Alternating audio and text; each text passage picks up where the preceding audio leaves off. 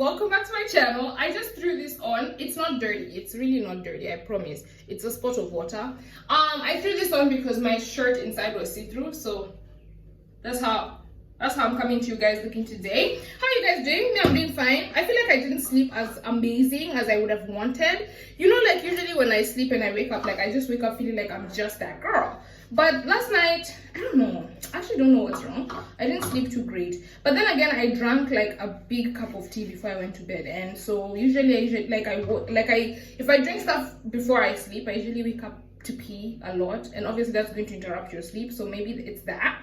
It could be that. But anywho, other than that, I'm still happy for the fact that I woke up today morning. Thank God.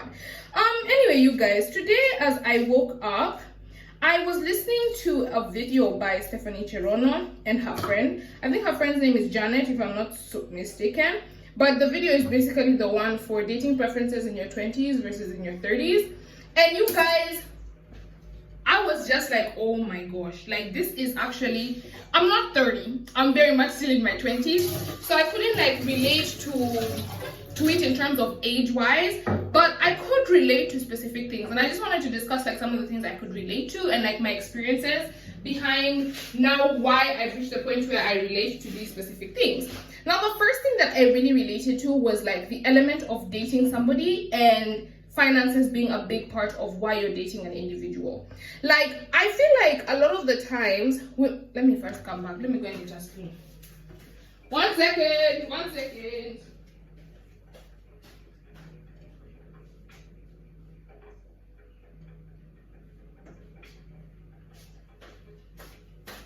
Okay, I'm back. I feel like a lot of the time, people usually underestimate the impact that finances have on a relationship. Like, basically what they were saying is like, they can't date someone, like if they're dating someone, the guy has to at least make the same amount of money as them or have more money than them, right? Right. Now, I feel like when I was younger, it never occurred to me, and it was only when I got into like a serious relationship where we were like planning for future stuff, etc., that I realized how important like being on the same page financially is. You don't have to be like richer than me, no.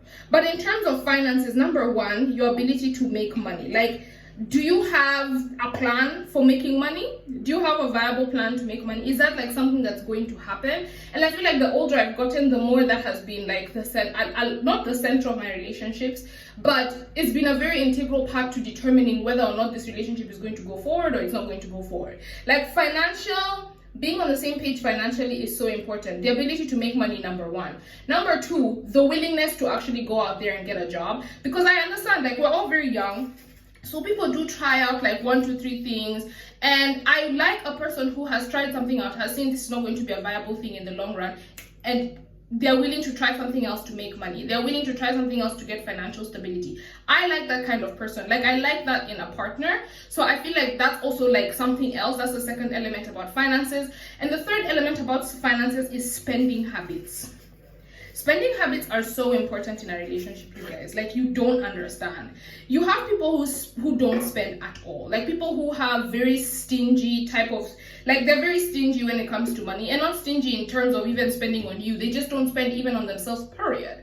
Like, they're just not the people who are going to be caught up and down spending money. So I think that's such an important element of when you're dating someone, what are their spending habits? Do they spend too little? Or do they spend too much? Because you also have people who, I was dating someone who they would like eat out every single day. And like, I looked at it and I was like, this is very detrimental to my future. And I think that element of someone who spends too much was really drilled into my head by my dad, because my dad really taught me financial literacy from like a very young age. My dad has always preached like save, you know, money doesn't grow on trees. So he made it a very big point in my life to highlight the fact that, hey, if you're dating someone, you have to be on, like, they can't be spending crazy cash. And my parents are the same. Like, they're very, very financially like literate when it comes to how to spend money. You know, should you invest money? When should you invest? When should you save? So I think the fact that I've grown up around them, they've really taught me that element of money. And I really carry that, even though I was young, I really carry that element of like the spending habits of someone who really affect you. I carried that through to my relationships. Now, that was like the element of finance. The second thing that they really discussed that I like, it really resonated with me, was the aspect of sorry wait, shall we, I'm being choked by spears, was the aspect of like your dating. What are you looking for when you're dating? Now, I will say that when I was younger, because they said this as well, like when you're young, you look for like, do we have chemistry? Does it give me butterflies? And like you just end it there. So like how the person makes you feel is more important than their morals, their financial habits, their prospect for jobs in the future. Like, you know, judging by the, like what they're doing now, you know, the way they carry themselves, what are their prospects for future success? Like, before that was like what I used to think. Like I just used to be like,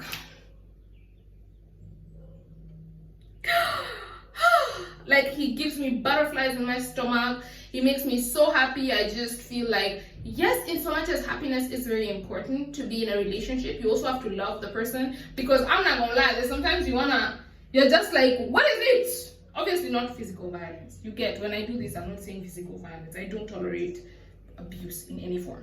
But anywho, you get what I mean. Like there's sometimes someone who begs you like, what's up? And it's in those times that you need to be like, it's just because I love you. It's just because I love you. That's why I'm here. But I think there needs to be a very serious thought process behind getting into a relationship that escapes just the realm of, oh, I love him, he makes me feel like this, so I'm gonna stick beside him. And they really made me think about that, because when I was, since I was young, you guys, like, my mom always used to, well, not my mom, I won't say my mom only, but my mom, my aunts, they always used to tell me, like, love is not the only thing that keeps people in relationships. And they always used to tell me how hard marriages, etc. are, and it's like, you have to really be able to communicate and understand your partner for you to be able to stay with them. And I never really understood, and like, for a lot of my younger years, I would just get into relationships with people because they made me feel butterflies in my stomach. But that doesn't mean anything. If someone isn't calling you, texting you, talking to you, they're angry, you're supposed to deduce from the heavens that they're angry. Like, what? And I think as I've grown older, that thing has really just become, hold on, let me get bread, I'm coming.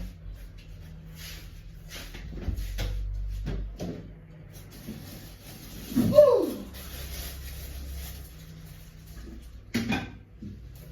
Yeah, like I'm saying, as I've gotten older, I think I just come to the realization that very many things in this life impact the way you and a person will have a relationship. Like, it's not just they love me, I love them, that's it. Love conquers all. And we are taught that in the movies, that love conquers all, etc., etc. But I always want you to remember that you know something, and this might sound so superficial, etc.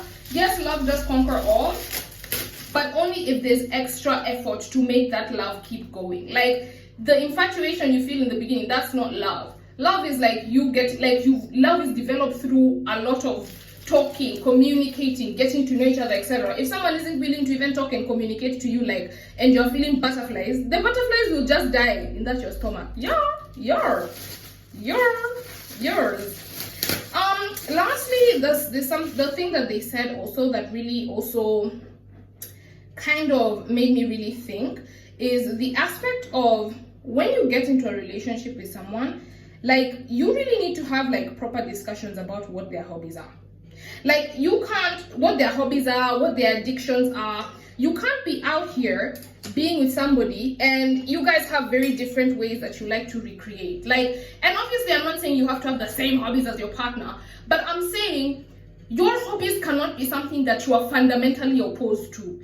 If my partner's hobby is to drink every other day, and I am fundamentally opposed to drinking, let's say I had a very bad experience in my childhood with drunkards or something like that, that relationship, and I'm so sorry to say it, but in my experience, things like that don't work. Like, if you are so fundamentally opposed to something that your partner loves to do, it's not gonna work, because at the end of the day, something that also, you don't have to engage in your partner's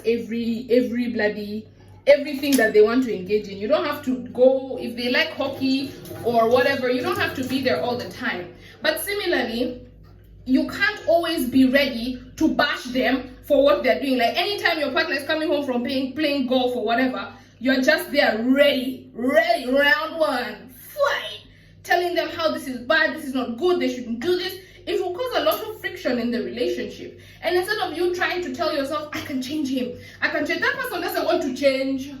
Yeah, they enjoy their hobby. The day they want to change, they'll change. But it's not you that will go and date someone who likes to drink and then come and say, I can change him, I'm the one who knows how to. You don't know anything, honey. Go and look for someone who doesn't drink. They exist, by the way. See what you want. Like, you can't date somebody who is like, whose hobbies or interests are fundamentally opposed to your own. Like, you don't, it's not that you just don't agree, like it's just like, oh, no, you fundamentally disagree on it, and then you want to be like, this is going to be a thriving, healthy relationship. And I feel like when I was younger, I used to do that so much. Like, I used to just be like, it's okay, like for the colorist guy, it's okay, like he doesn't like, he doesn't like dark girls, and he's told me that he'll never marry a dark girl, but maybe when he sees that, dark skinned girls actually, like, we can be really amazing, we can be this, maybe he'll change. It's not your place. When he wants to change, he's gonna change. Let go and let love. Live, laugh, love, but not with that partner. Okay. That's been it from me today, guys. I still have to boil my water, and like I said, I started having beans in the morning. Oh yeah. So I'm gonna warm my beans and I'm gonna have my breakfast, and yeah, I'll see you guys in my next one tomorrow morning, obviously. Bye.